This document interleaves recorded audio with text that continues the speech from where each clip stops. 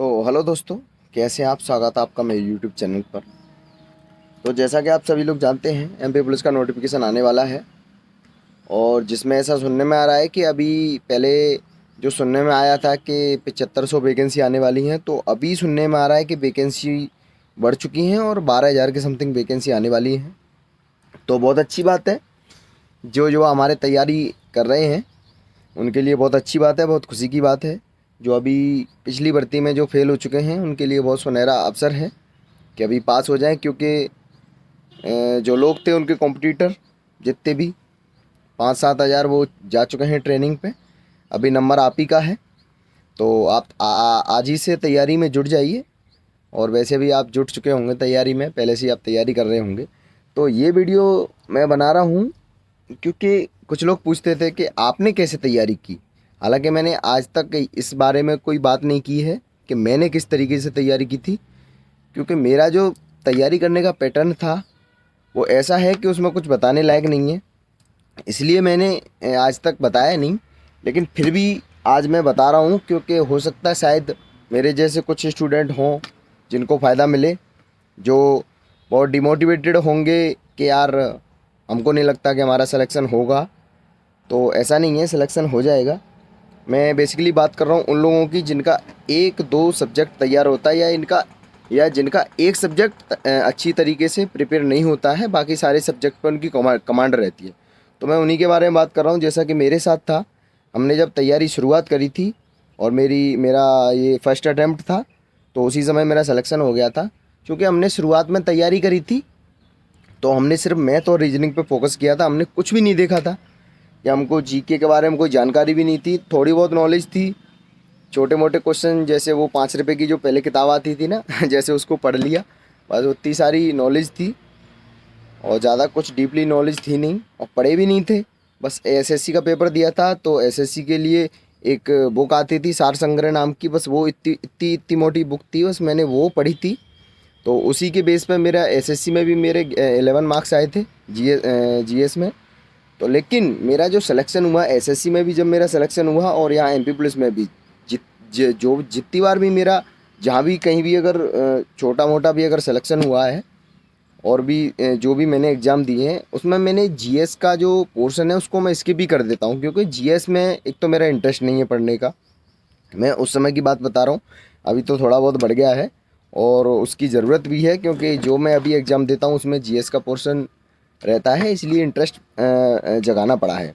तो ये इन बातों को छोड़ते हैं, बात करते हैं हम कैसे अपने को प्रिपरेशन करनी है। तो अगर मान लीजिए आपका जीएस पोर्शन वीक है, या फिर आपका मैथ पोर्शन वीक है, तो आप देखिए कि कितना वेटेज है मैथ का, कितना वेटेज है जीएस का, और कितना वेटेज है रीजनिंग का। आप देखेंगे कि रीजनिंग का वेटेज एमपी पुलिस कांस्टेबल के एग्ज़ाम में ज़्यादा आपको मिलेगा, और मैथ का भी आपको ज़्यादा मिलेगा। मैथ और रीजनिंग का अगर दोनों का आपको मिला के मैं बताऊं तो 75 प्लस आपको देखने को मिलेगा। 75 प्लस नहीं, 70 मार्क्स का तो कम से कम आपको देखने को मिलना ही मिलना है। ठीक है, मैथ का और रीजनिंग का। उसमें वो साइंस भी आ जाती है, जो कि नॉर्मल साइंस रहती है। आप अगर 10th क्लास तक अच्छे से पढ़े होंगे तो आपकी साइंस अच्छी होगी। बाद बाकी जो बचता है उसमें जीएस का पोर्शन रह जाता है, जो कि फर्स्ट सेक्शन में आता है 40 मार्क्स का, उसमें सिर्फ जीएस आती है। तो उसमें क्या रहता है, अगर आपकी जीएस अगर नॉर्मल भी है, मतलब आपकी अगर बहुत लो है, मान लीजिए कि आपने पढ़ी भी नहीं है, तो आप उसको स्किप कर दीजिए। नॉर्मली एमपी के पढ़ लो, जो कि छोटा सा सिलेबस है। एमपी के में से 5-7 क्वेश्चन आएंगे, और आपने 5 भी बना दिए तो बहुत अच्छी बात है।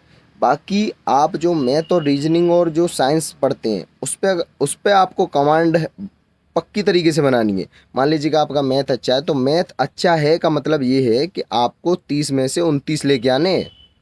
एक नंबर मैं छोड़ देता हूँ, कोई दिक्कत नहीं, एक नंबर कट जाएगा, कोई टेंशन नहीं है, लेकिन 29 तो लेके ही आने हैं। जैसा कि मेरे साथ हुआ था, मुझे जीएस के बारे में कोई नॉलेज नहीं थी। मैंने एक किताब पढ़ी थी, तो मेरा ऐसे ही था कि ठीक है दे के आ जाते हैं पेपर। लेकिन मैथ रीजनिंग के ऊपर मुझे इतना कॉन्फिडेंस था कि मैं पूरे के पूरे लेके आऊँगा, और यही हुआ मेरे साथ कि मैथ रीजनिंग जो सेकंड सेक्शन आता है उसमें 30 में से 30 मार्क्स थे मेरे, और जो थर्ड सेक्शन आता है मैथ का और साइंस वाला, उसमें मेरे 28 मार्क्स थे। तो इस तरीके से, और फर्स्ट सेक्शन में मेरे 23 मार्क्स थे। तो 40 में से 23 बहुत कम रहते हैं। बाकी जो दूसरा और तीसरा सेक्शन था उसमें मेरे बहुत अच्छे मार्क्स थे, क्योंकि मैंने 1 महीने जो भी मैंने पढ़ाई की इस एग्ज़ाम के लिए, इस पर्टिकुलर एग्ज़ाम के लिए बता रहा हूँ मैं, एमपी प्लस कांस्टेबल के लिए, तो मैंने जीएस को हाथ ही नहीं लगाया। मैंने सिर्फ एमपीजी के पढ़ ली थी, वो भी एक किताब थी एमपी की, वो भी छोटी सी। तो उसमें उसमें नदियों का उद्गम स्थल कहाँ जाके मिलती है, किस में जाके मिलती है, और कितने यहाँ पर हमारा पक्षी कौन सा है, और अपना फूल कौन सा है, ये सब छोटे मोटे क्वेश्चन पढ़ लिए थे। उनमें से ही 2-3 नंबर मेरे आ गए थे, ज़्यादा नंबर नहीं थे, 23 नंबर थे मेरे 40 में से। और बाकी जो दूसरा तीसरा सेक्शन था उसमें मेरे बहुत अच्छे मार्क्स थे, जिसके कारण मेरे 81 मार्क्स आए थे ऑन स्क्रीन, जो कि नॉर्मलाइजेशन में कम हो गया था 1 नंबर। वो छोड़ दीजिए आप, नॉर्मलाइजेशन के बारे में तो अपन जानते ही नहीं है कुछ, और शायद ही कोई जानता होगा उसके बारे में कि किसके नंबर बढ़ते हैं किसके घटते हैं। तो आप सिर्फ मेहनत करिए, नॉर्मलाइजेशन की बात हम करते ही नहीं है। तो बस मेरा कहने का मतलब यही था कि अगर जो भी मेरा भाई है कि उसको जीएस नहीं बनती है, उससे मैथ नहीं बनता है, देखो कोई कोई रहता है कि अगर उससे मैथ नहीं बनता तो उसका रीजनिंग में कमांड अच्छी रहती है। तो मैं कह रहा हूँ आप मैथ छोड़ दीजिए, मैथ पे ज़्यादा कमांड मत, लेकिन अर्थमेटिक तो आपको करना ही करना है, वो तो रीजनिंग लेवल का ही रहता है। तो दूसरा जो सेक्शन रहता है अर्थमेटिक प्लस रीजनिंग, वो बहुत नॉर्मल लेवल रहता है एमपी प्लस कांस्टेबल का। तो उसमें आपको कमांड करनी है, उसमें तो आपको 30 में से 28 तो लेके ही आने मिनिमम, 28 से कम नहीं चलेंगे अगर आपकी जीएस पे कमांड नहीं है तो। मतलब एक सब्जेक्ट पर अगर कमांड नहीं है तो बीच वाला जो सेक्शन है उसमें आपको 95% तो मार्क्स लेके ही आने पड़ेंगे।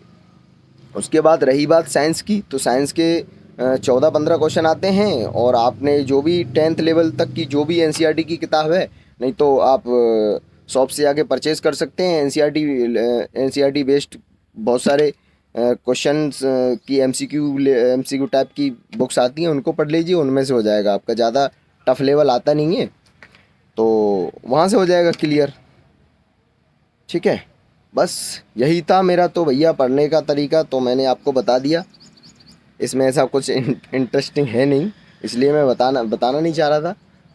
बाकी अगर इससे कुछ आप लोगों को शायद लगे कि नहीं नहीं हम भी ऐसा कर सकते हैं, हमारा भी ये सब्जेक्ट कमज़ोर है, हम इसको छोड़ के दूसरे पे कमांड कर सकते हैं, तो आप बिल्कुल कर सकते हैं। और मेरा तो मानना यही है कि आपका जो सब्जेक्ट कमज़ोर है उसको कमज़ोर ही रहने दीजिए फ़िलहाल के लिए। एग्ज़ाम पॉइंट ऑफ व्यू से मैं बात कर रहा हूँ, फ़िलहाल के लिए उसे कमज़ोर रहने दीजिए, क्योंकि ज़्यादा समय बचा नहीं है एग्ज़ाम का।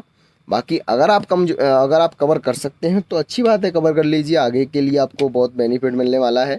बाकी अगर इस एग्ज़ाम को देखा जाए तो इसमें जीएस कोई मायने नहीं रखती है, जीएस ज़्यादा रखती भी नहीं है कि नहीं हम जीएस पढ़ लेंगे तो हमारा सिलेक्शन हो जाएगा, हम मैथ रीजनिंग को छोड़ देंगे। मैं कह रहा हूँ आप जीएस पढ़ने लग जाइए, मैथ रीजनिंग छोड़ दिए, आप सिलेक्शन अगर ले जाएँ तो मुझे बता देना। लेकिन ये हो सकता है आप जीएस अगर छोड़ दें और मैथ रीजनिंग पे आप पूरी कमांड कर लें। उसमें मैं साइंस की भी बात कर रहा हूँ साथ में साइंस भी। अब आप बोलेंगे मैं जीएस बोल रहा हूँ तो जनरल साइंस की बात कर रहा हूँ, तो जीएस एक निकल जाता है मुँह से, बाकी वो जनरल अवेयरनेस होती है, जीए जिसको बोलते हैं। तो साइंस को इंक्लूड करके मैथ रीजनिंग आप पढ़ेंगे तो आपका सिलेक्शन श्योर है। बाकी अगर आप सिर्फ एक ही चीज़ पे फोकस करेंगे कि नहीं हमको तो जनरल अवेयरनेस पढ़नी है, करंट अफेयर्स पढ़नी है, बस इसी पे ध्यान देंगे, मैथ रीजनिंग तो सबका हो जाता है, सबका नहीं होता है। सिलेक्शन लेने के लिए आपको मैथ रीजनिंग करना है, और सिलेक्शन उन्हीं का रहता है जो 95% एक्यूरेसी के साथ अटैम्प्ट करते हैं। ऐसा नहीं कि मैथ रीजनिंग आपको आता है, आपने 80% क्वेश्चन अटैम्प्ट किए और सॉल्व किए और आपके 80% मार्क्स आए, तो ऐसा नहीं होगा। आपको अगर सिलेक्शन लेना है, देखो सिलेक्शन लेने के लिए क्या रहता है, आपने 25-25 मार्क्स सब लेके आते हैं, लेकिन सिलेक्शन कौन से मार्क्स दिलाते हैं, जो 25 प्लस आते हैं। आपके 27 मार्क्स आए, आपको सिलेक्शन वो दिलाते हैं। जैसा कि मेरा एसएससी जीडी का एग्ज़ाम हुआ था, उसमें मैथ में मेरे 25 थे, रीजनिंग में मेरे 24 थे, और हिंदी में मेरे 24 थे। तो सिलेक्शन मेरा कहाँ से हुआ, यहाँ से हुआ मेरा सिलेक्शन, ना कि मेरा जीएस से। जीएस में 11 मार्क्स थे मेरे। तो ये रहता है, आपका जो सब्जेक्ट अच्छा है उस पर कमांड रखिए और उसको बेहतर बनाइए। बाकी मैं ये नहीं कह रहा हूँ कि आप जनरल अवेयरनेस पढ़िए मत, करंट अवेयरनेस पढ़िए मत, पढ़ो, लेकिन कमांड जिस पे है आपकी उसको स्ट्रॉन्ग बनाओ, उसको छोड़ो मत। ठीक है ना। दीपक में अगर आप तेल नहीं डालोगे तो दीपक बुझ नहीं जाएगा। मान लीजिए कि मैथ आपका दीपक है, उसमें अगर आप पढ़ाई नहीं करोगे तो ख़त्म हो जाएगा। ठीक है, बस यही बताना था। बाकी आपकी मर्ज़ी है, जैसा भी आपको अच्छा लगे। मिलते हैं आपसे अगली वीडियो में, जब तक के लिए जय हिंद।